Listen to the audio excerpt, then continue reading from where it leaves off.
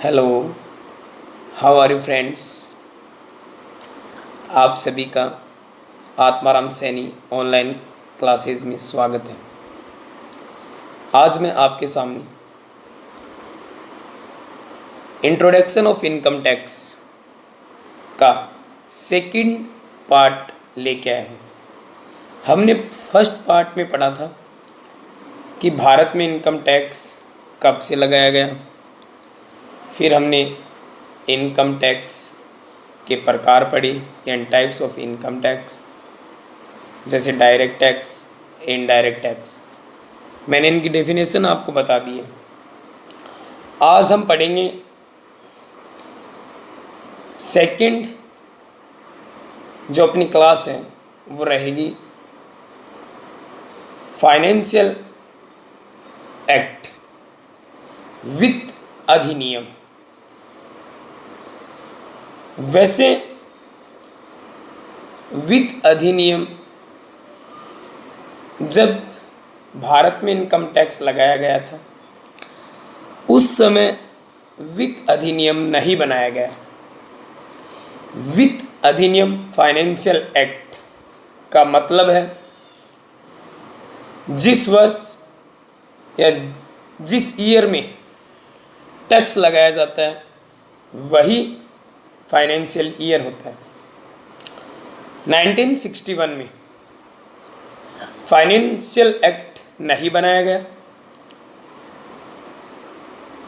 1962 में financial act था। 1962 and before 1961 ये फाइनेंशियल एक्ट था। फाइनेंशियल एक्ट का मतलब होता है जिस वर्ष कर लगाया जाता है, जिस वर्ष कर लगाया जाता है उस वर्ष को वित्त अधिनियम फाइनेंशियल एक्ट कहते हैं। और उससे पूर्व के यानी बिफोर जितने भी फाइनेंशियल एक्ट बनाए गए थे वो सब इसमें शामिल हो जाते हैं फाइनेंशियल एक्ट में। फिर ये जो फाइनेंशियल एक्ट है ये हर बार चेंज होता है। जैसे इस बार अपना फाइनेंशियल एक्ट होगा 2020 एंड 21, ये फाइनेंशियल एक्ट है। इस एक्ट में जो रूल्स बनाए जाएंगे वो और इससे पहले के जितने भी एक्ट बनाए गए उन सब के रूल को इनमें शामिल किया जाएगा।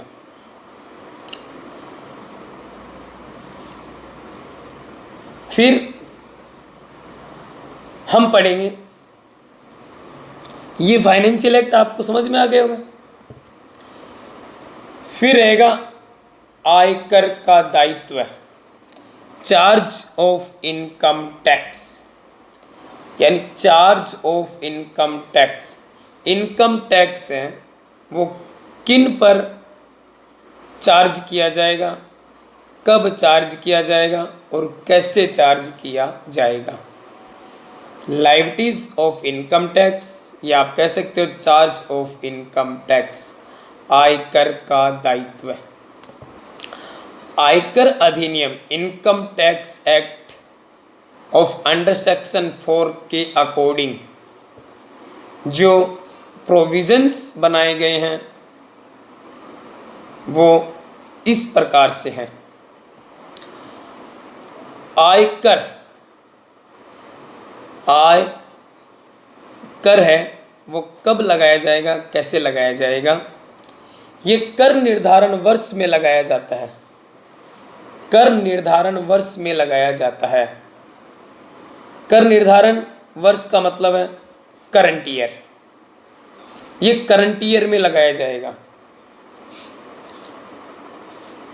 करंट ईयर कर निर्धारण वर्ष वह 12 माह की वह अवधि, 12 माह की वह अवधि 12 मंथ्स का जो पीरियड है जो 1 अप्रैल से स्टार्ट होकर 31 मार्च को एंड होता है, वह है फाइनेंस वो कर निर्धारण वर्ष, करंट ईयर।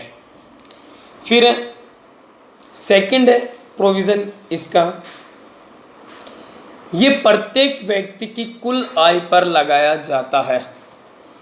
जो एवरी पर्सन्स है उसकी जो टोटल इनकम है उस टोटल इनकम पर टैक्स लगाया जाता है।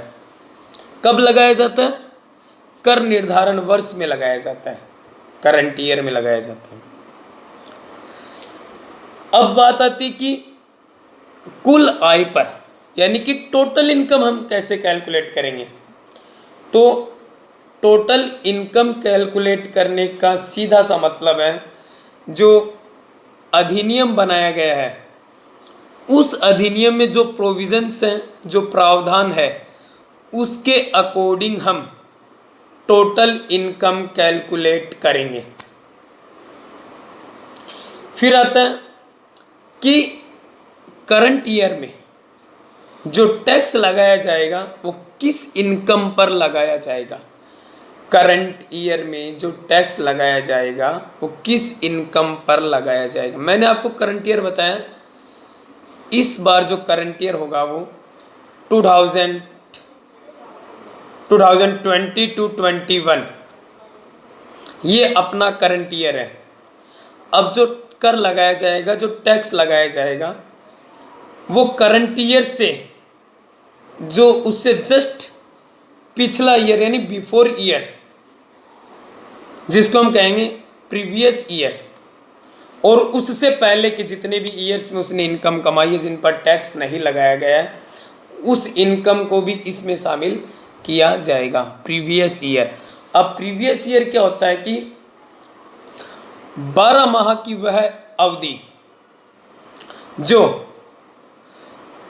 कर निर्धारण वर्ष से ठीक पहले की 12 माह की अवधि जो 1 अप्रैल से प्रारंभ होकर 31 मार्च को उसका एंड होता है। करंट टाइम हमारा जो प्रीवियस ईयर है वो रहेगा 2019 टू 2019 टू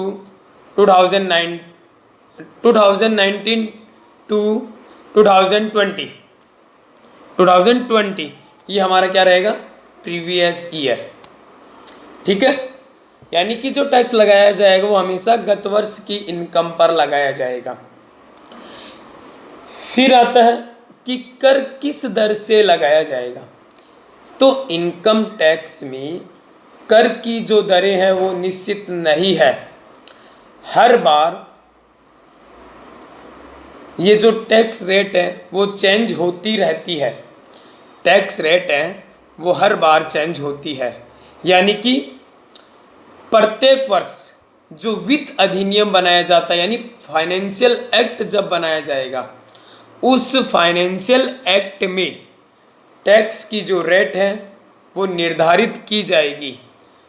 जो निर्धारित टैक्स रेट की गई है उसी के अकॉर्डिंग टोटल इनकम पर टैक्स लगाया जाएगा। फिर नेक्स्ट इसका जो प्रोविजन है वो है प्रावधान में। हमारे जो प्रावधान बनाए गए हैं उनमें ये रूल भी है कि आप टीडीएस कटा सकते हो,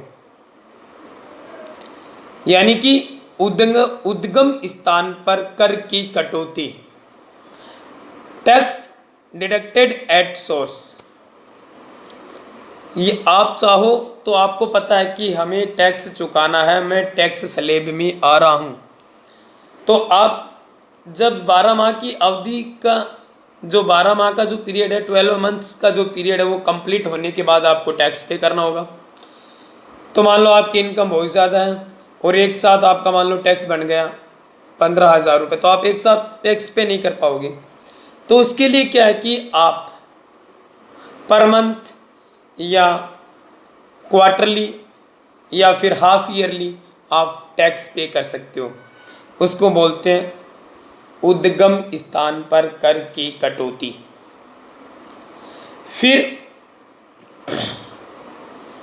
फिर बात आती है एडवांस टैक्स। आपने मान लो करंट ईयर में जो टैक्स आपको पे करना था वो आपने पर मंथ, क्वार्टरली या हाफ ईयरली आपने टैक्स पे कर दिया। अब आपका टैक्स तो बन जाता है 14,000 रुपये और आपने माना कि मेरा टैक्स होगा 15,000 रुपये, तो आपने उस अकॉर्डिंग आपने किस्तें बना ली यानी इंस्टॉलमेंट बना ली और आपने टैक्स पे कर दिया। अब आपने कितना टैक्स पे किया? 15,000 रुपये, 15,000, और आपका टैक्स जो बनता हो कितना? 14,000। आपने एक्स्ट्रा कितना दिया? 1,000। वो 1,000 आपने जो एक्स्ट्रा दिया है वो आपका क्या है? Advance tax. एडवांस टैक्स आपको इनकम टैक्स डिपार्टमेंट हर बार जो जितना भी आप इनकम टैक्स एडवांस में पे किया है वो इनकम टैक्स डिपार्टमेंट आपको वापस लौटाएगी, यानी रिफंड ऑफ टैक्स।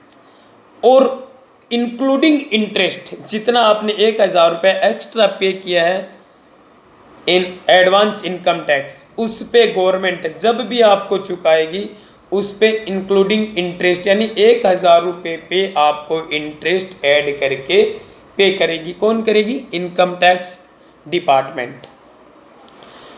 ठीक है, फिर हम पढ़ेंगे